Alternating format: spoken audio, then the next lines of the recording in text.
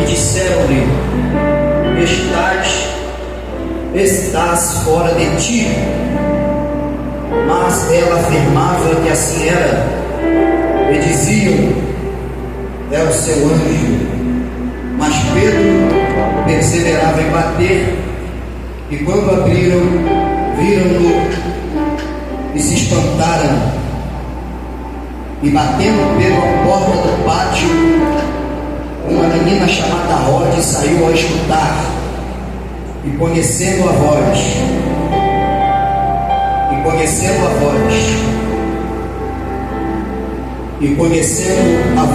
glória a Deus. podeis tomar os seus assentos. Eu preciso que, por favor, se possível, todos prestem bastante atenção,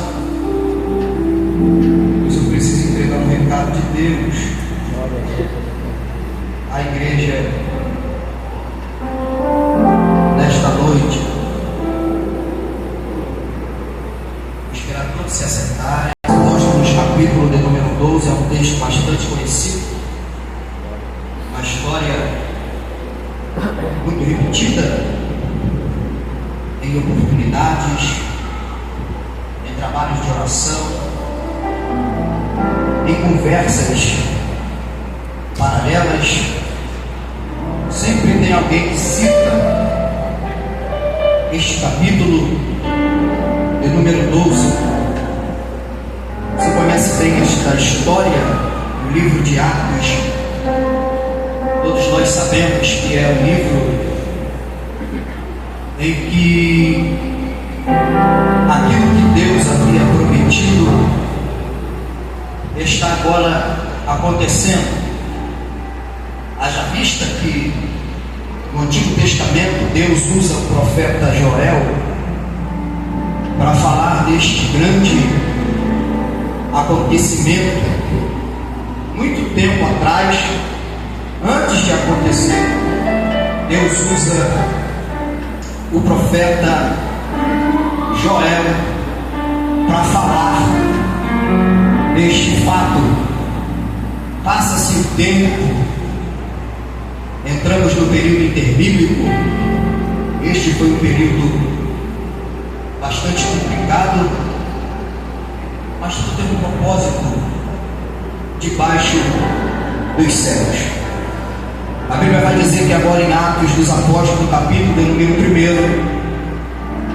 1, quem escreve este livro é Lucas, o evangelista, e o propósito de Lucas é continuar a falar sobre os fatos daquilo que Cristo ensinou. Melhor dizendo, não só falou, mas também ensinou e praticou. É muito interessante este capítulo, é muito interessante este livro, porque o livro de Atos dos Apóstolos é um livro de oportunidades. É um livro onde Deus ele permite coisas acontecerem, mas através da oportunidade dada pela graça de Deus.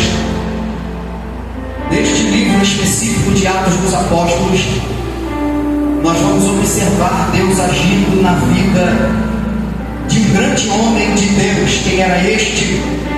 Este é Paulo, que antes ele perseguia, e através da graça salvífica e através da oportunidade que Deus assim o permite, nós podemos acompanhar a história de Paulo. A Bíblia fala também de um certo homem que por ora, através dele, houve um meio que se fosse uma discussão. Quem é este homem? Este é João Marcos. Pela uma simples atitude de não continuar na trajetória, Paulo, ele, junto com Silas, melhor dizendo, junto com Barnabé, ele vai decidir se distanciar de Barnabé por causa de João Marcos. Mas a Bíblia, ela dá uma oportunidade a João Marcos. E a Bíblia ela é singela em toda a sua história, tanto no Antigo quanto no Novo Testamento. Nós vamos ver a graça e a misericórdia de Deus dando oportunidade a seres humanos, tanto homem quanto mulher. Eu preciso fazer esta introdução para que possamos entender aonde eu quero chegar.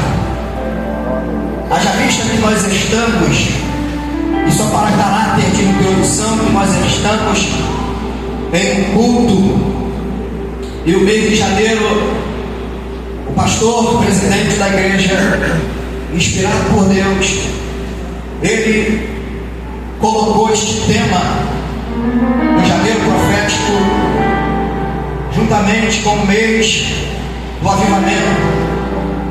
Isso é bastante interessante, porque quando olhamos esta frase avivamento, haja vista que algo impulsiona vidas e pessoas para estarem em uma reunião como esta. Todos nós sabemos e todos nós gostamos de estar em cultos aonde Deus ele manifesta a sua glória, aonde Deus manifesta a sua graça, aonde Deus revela os seus mistérios. Isto é muito bom, estar em uma reunião como esta, em que todos estão em um só propósito, todos estão comungando no mesmo pensamento e na mesma direção. Se você parar para olhar o capítulo 1 do livro de Atos dos Apóstolos, é aquilo que Deus havia prometido. Todos nós sabemos que após a ressurreição de Cristo, ele vai permanecer em terra aproximadamente 40 dias, juntamente com os seus discípulos. Mas uma coisa que me chama a atenção é que estava antes de Cristo aparecer, existia sim uma reunião, e esta reunião, aonde estavam os seus discípulos, uma coisa que me chama a atenção, diferente de Atos dos Apóstolos, no seu capítulo de número 2, é que os discípulos estão reunidos, sendo que a reunião é incentivada por um sentimento, é impulsionada por um sentido. E qual é o sentimento? E qual é o sentido que dá a reunião dos discípulos de Cristo? A Bíblia diz que no Evangelho de Jesus em João, os discípulos eles estão reunidos, mas a reunião é impulsionada por um sentimento que todos nós certa feita passamos.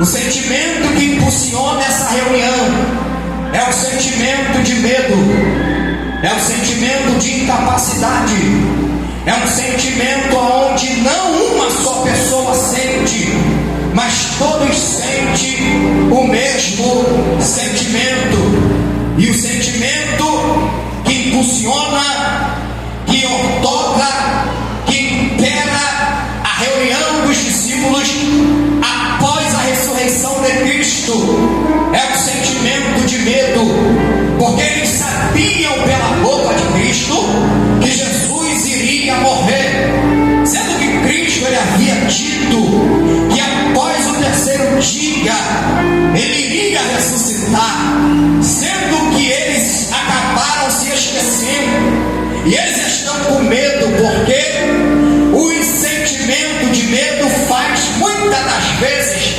pessoas se aprisionarem, sendo que Cristo ele não mente, e aquilo que ele promete ele cumpre. Ele vai aparecer no meio dos discípulos, e a primeira coisa que ele diz, ele libera uma palavra, e esta palavra é receber o Espírito Santo. Observa que antes do dia crucial crucial de Atos dos Apóstolos, no seu capítulo de número 2, Jesus ele aparece impulsionando os discípulos, porque não tem como Jesus impulsionar o povo antes de incentivar a liderança. Haja vista que estamos também vivenciando o ano de 2025 e a temática de todo este ano é o ano do discipulado, em que nós iremos seguir os passos de Cristo. E por isto foi bem feliz o nosso pastor em colocar esta temática. Ele poderia colocar no mês de fevereiro e até no mês de dezembro, mas ele foi bem feliz, inspirado por Deus, e colocou logo no início do mês, logo no início do ano, porque sabemos, e isto é uma certeza, que o inferno ele não fica feliz e ele vai tentar tirar alguns da visão que nós temos para este ano de 2025. Aguenta só um pouquinho que você vai saber, você vai entender aonde eu quero chegar. Observa comigo que Jesus ele vai impulsionar os seus discípulos, e após alguns dias Jesus ele vai estar em ascensão aos céus e vai aparecer assim, glórias a Deus, dois homens misteriosamente, e eles vão falar para os discípulos que eles não viessem a temer, porque da mesma forma que eles estão vendo Cristo subir, nós veremos também Cristo descer. Mas observa comigo que para tudo tem tempo. Houve sim o tempo da aparição de Deus Pai na criação da humanidade. Todos nós vimos no Velho, no Antigo Testamento, a aparição do Deus Pai governando e direcionando o povo. Agora no Novo Testamento nós vamos observar Cristo, o Verbo encarnado, segundo vai dizer o evangelista João. Ele vai haver agora o momento de Cristo na terra, e isto é um momento bastante legal, mas também muito doloroso, porque até Cristo voltar ao Pai, ele passou por algumas etapas, por amor de mim e por amor de vós. Então agora, acabando o tempo de Cristo na terra, é o tempo do Espírito Santo tomar a direção. E neste culto do avivamento, quem não gosta de falar desse tempo, quem não gosta de tocar nessa etapa, o tempo aonde todos estavam reunidos, e agora o sentimento não é de medo, o sentimento é de esperança, porque Cristo ele vai dizer: ficai em Jerusalém, até que do alto sejais revestidos de poder. Porque uma coisa que eu aprendo, que não tem como dar continuidade numa trajetória sem antes ser revestido de poder. Não tem como dar continuidade no ano de 2025, que é o ano do discipulado, sem ser revestido de poder. Não tem como dar continuidade a alguns projetos na minha vida e na